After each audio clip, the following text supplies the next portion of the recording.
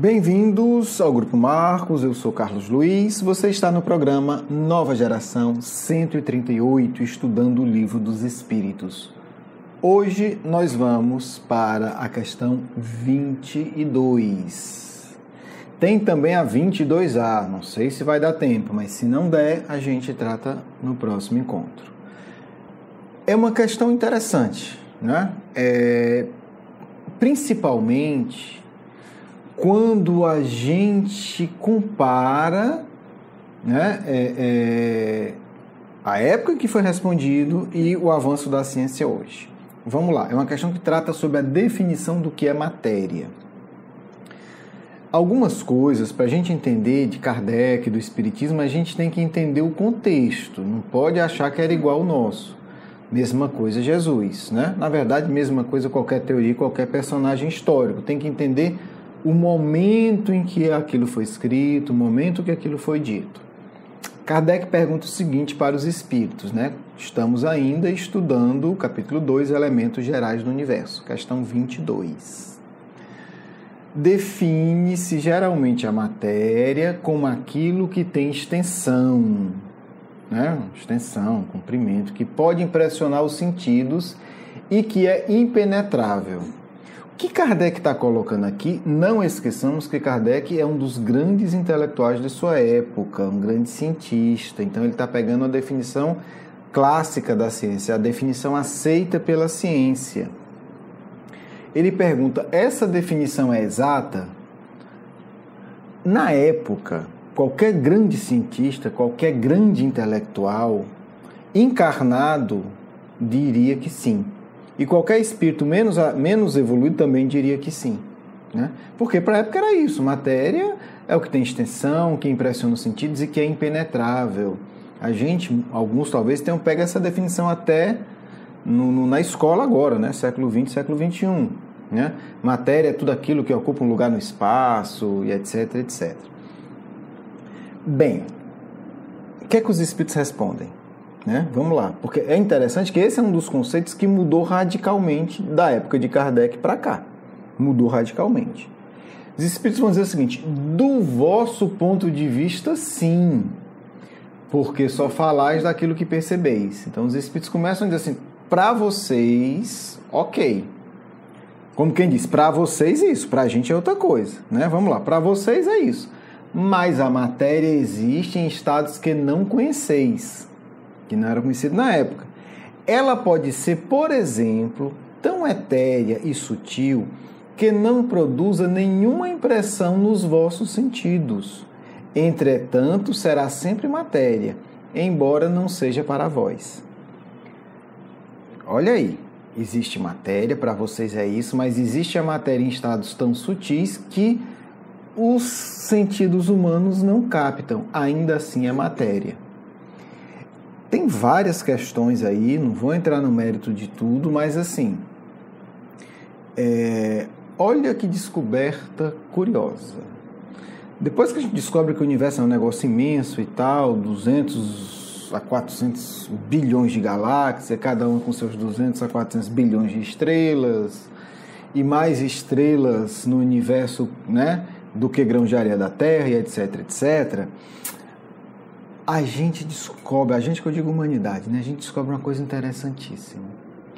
90% do universo é formado de matéria, porque exerce gravidade, então é matéria na definição mais clássica, é formado de matéria que nós não conseguimos ver. É formado de uma matéria tão sutil que os instrumentos não captam. Até hoje tem pesquisa tentando captar esse tipo de matéria. Ela é tão sutil, tão invisível, que chamaram de matéria escura. Não é que ela é das trevas, não, gente. É escura porque ninguém consegue ver. Não causam impressão nenhuma, nem nos equipamentos. Como é que sabe que ela existe? Pela força gravitacional que ela gera no universo. Então você sabe que existe por um cálculo matemático. Nossos instrumentos não conseguem captar ainda. E se estimula que está se falando de mais de 90% do universo. Então é mais ou menos assim. Se você conhecesse tudo que existe, você não conhecia 10%. Se você conhecesse a história de todas as estrelas, de todos os planetas, de todas as galáxias, de todos os sistemas solares, de todos os astros, todos os satélites, de todas as luas, de tudo que é visível, você não conheceria sequer 10% do universo. Nós não somos exatamente Deus, né? Tá um pouquinho longe. Então, assim, é muito interessante, porque os espíritos que responderam isso sabiam o que estavam falando. Né? Seria muito fácil, na época de Kardec, mesmo 50 anos depois, sei lá, isso mesmo, tá certo, matéria é isso e pronto. Não, ela existe em estados que a gente não pode fazer ideia. E aí, nós espíritas podemos usar isso de uma maneira muito interessante, porque aí explica as colônias espirituais. Quando a gente vê, por exemplo, a Colônia Maria de Nazaré, do livro Memória do Suicida, diz, mas é cidade, mas é cadeira, é mesa, é matéria. É uma matéria que a gente não capta, mas do ponto de vista de definição, é matéria. Então, me desculpe, mas o mundo espiritual é material. Segundo o conceito hoje. Né? Porque a gente diz assim, matéria no conceito clássico, mas o mundo espiritual, e aí eu estou falando, né, de colônias mais perto da Terra, mais perto do umbral, tipo nosso lar, ou um pouco mais à frente, a Universidade Maria de Nazaré. É matéria. Né? Mas nós não somos espíritos, somos espíritos que lidamos com a matéria.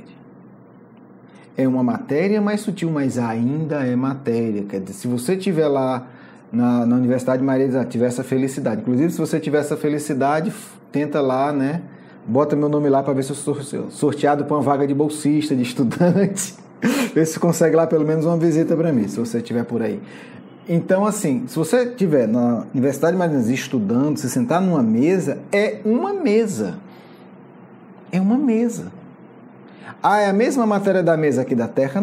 É a mesma matéria, mais sutil. Do mesmo jeito que a matéria escura, ela organiza o universo. Né? Ao ponto de poder ser calculado. Porque como é que se descobriu? Falando de uma maneira bem simples. Tem documentários bem interessantes sobre isso, gente. Inclusive no YouTube. Como é que funciona isso?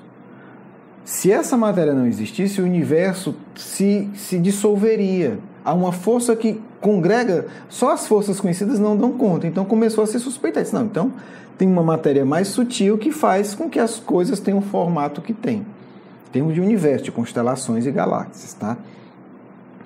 Então, quando a gente desencarnar, nós que aqui estamos estudando, que conhecemos uma nova geração, não vamos cometer gafe, né? Achando que é uma mesa espiritual que você tem na mão. Não é. É uma mesa material. Você é espírito, mas a mesa que você vai usar na universidade é material. Aí você comenta com o seu professor. Inclusive, eu aprendi isso com o Carlos Luiz. Se der para ele, é doido para visitar aqui a gente. Não dá para ter um convite aí na hora das visitas para ele vir aqui tomar um chazinho e tal. Enfim, então é muito surpreendente esse conceito, porque hoje, né, se faz aí, tem toda uma sutileza e se descobre o quê? Aí é o Einstein, né, com a teoria da relatividade, que a energia é matéria. Na verdade, a energia é a matéria num estado mais sutil. É a mesma coisa. Tanto é que, do ponto de vista da teoria da relatividade, você transforma energia em matéria e matéria em energia. Então, a energia é um estado da matéria. Ou a matéria é a energia condensada. Mas tudo é uma coisa só. Você vai chamar de energia ou de matéria, ou vai criar outro nome, o fato é que é uma coisa só, que tem estágios mais grosseiros e estágios extremamente sutis. Para a gente entender, é simples, mas eu gosto bastante da analogia da água. Né? A água congelada é dura, a água no estado natural líquido ela é fluida, e a água quente ela evapora, se torna mais ou menos invisível, digamos assim, a título de comparação. Então, a matéria ela vai estar em estados que nós encarnados não vemos, certo? Então, é importante a gente entender isso. O nosso corpo espiritual, segundo a definição atual, é também matéria. Ah, mas Kardec falou que era semimaterial. Ele falou que era semimaterial, meu amigo, porque na época dele, matéria era isso, tinha que, ser impenetrável, tinha que impressionar os sentidos, e o corpo espiritual nem sempre faz isso. Na definição atual é uma matéria mais sutil. Então você não tem só um corpo material físico mais condensado, nós temos um corpo espiritual que é material, só que ele é mais sutil, é mais sensível, ele capta melhor as coisas, ele também quebra mais fácil, então tem cuidado, Como é que quebra o corpo espiritual, gente? Pensamentos ruins, ódio, quebra no sentido de deforma, de causa problema de funcionamento. Ok. Vai dar tempo. Vamos agora, olha que coisa curiosa. E aí Kardec vai colocar os espíritos aqui numa situação extremamente delicada, numa saia justa. Eu acho que quando ele perguntou isso, os espíritos olharam um para o outro e disseram assim, não, nessa aí, como diria hoje, uma sinuca de bico, num beco sem saída, aparente. Kardec pergunta, então, já que vocês estão dizendo que a minha definição de matéria é limitada, qual é a definição de vocês? É isso que Kardec pergunta. Já que a minha não presta, me diga aí, qual a definição que podeis dar da matéria? Só que é uma questão extremamente delicada. Por quê? Porque os espíritos extremamente evoluídos, eu não estou falando de mim, nem de espíritos bons, estou falando de espíritos muito evoluídos, eles sabem que ao longo da evolução da ciência, a definição de matéria vai mudando. Então ele diz, olha, mais ou menos daqui uns 150 anos vai ter uma definição, mas daqui 250 vai ser outra. Como é que a gente responde isso? Imagina, como é que a gente responde isso? Se a gente responde para uma definição atual, daqui a 100 anos vão dizer, o livro dos Espíritos aqui está defasado. Se a gente responde numa definição daqui a 200 anos, até lá todo mundo vai dizer que a gente falou besteira. É complicado, Se coloca na posição do Espírito, você diz, olha, vai mudar. Fulano está reencarnado, que vai trabalhar nisso, o Beltrano. Como é que a gente vai dar uma definição exata de algo que a percepção humana vai modificando ao longo do tempo? O que é que eles fazem? Saem. Aquela história, delicadamente, eles saem do beco sem saída, como quem diz, eu não vou discutir com você definição científica, porque a sua ciência muda a cada 20, 30 anos. Então eu vou ter que escrever uma enciclopédia dando todas as possibilidades, aí não tem mais livro dos espíritos, tem livro de definição do que é matéria. Então eles educadamente, aí imagino eu, olham um para o outro, pisco o olho, diz assim, a pessoa quer pegar a gente, chama, vamos sair. Educadamente eles manobram, eles saem daquele foco, saem do beco e dão outra resposta. Uma definição filosófica, uma definição simbólica, porque a definição técnica vai mudar. Então eles saem da área científico-técnica e vão para a área simbólica. Porque o simbolismo não, o simbolismo é atemporal. Aí dá para falar fácil. Aí vocês não vão se confundir, imaginando o que é que eles pensam. Eles estão ali estão ali nos educando, Eles e Kardec estão ali criando uma obra para nos educar, a nós, os necessitados. Então vamos lá. Kardec lança a questão, qual a definição que podeis dar de matéria? Eles dizem, opa, mudou a ficha, vamos falar de símbolo. Talvez o espírito tenha até um espírito lá mais distraído, empolgado, tenha até começado a dar psicografia. Não é técnica, a resposta é simbólica. O espírito de verdade acabou de avisar que o negócio aqui é simbólico agora. Ok, aí o que é que ele diz? A matéria é o liame que escraviza o espírito. Observou? Saindo da ciência, estamos no símbolo. É o laço que prende o espírito. Aí já mudou. Aí continua. É um instrumento que ele usa. Porque independente se você entende matéria no sentido mais grosseiro ou matéria como energia, tudo é instrumento do espírito. O espírito está aqui agora. Você pensa numa pessoa que você ama, você emite uma boa energia, você está usando matéria. Você está manipulando a matéria em benefício de alguém.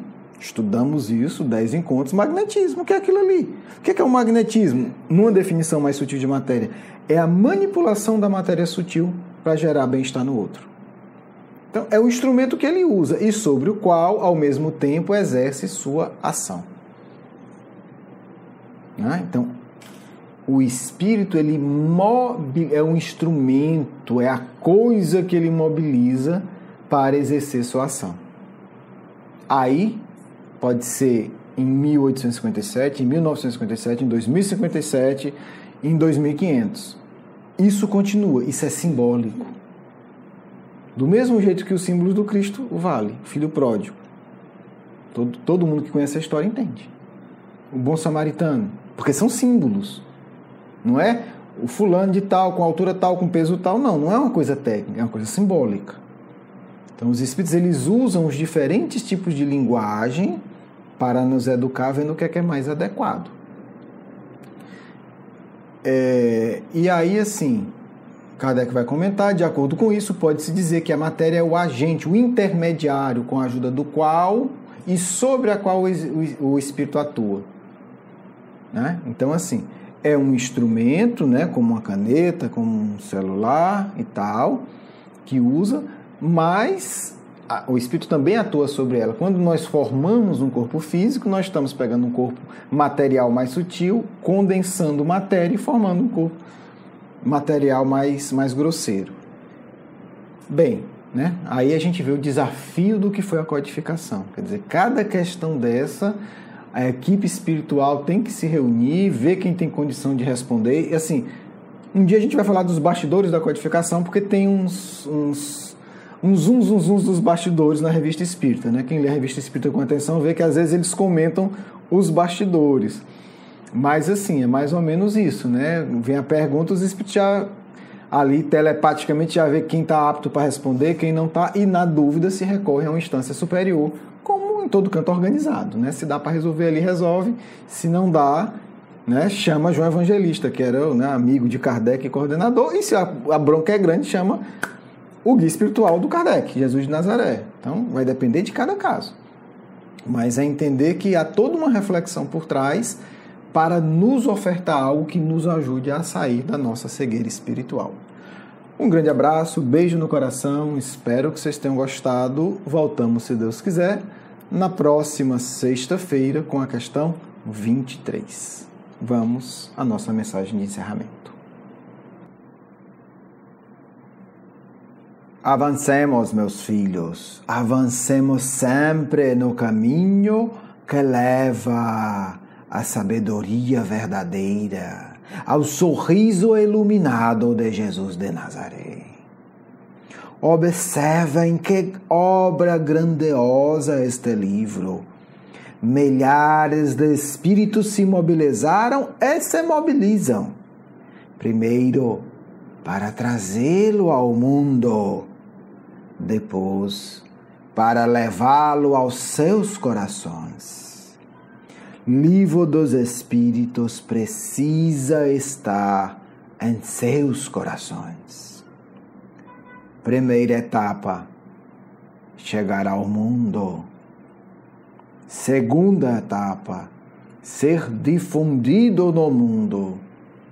Agora, terceira etapa, instalar-se em seus corações.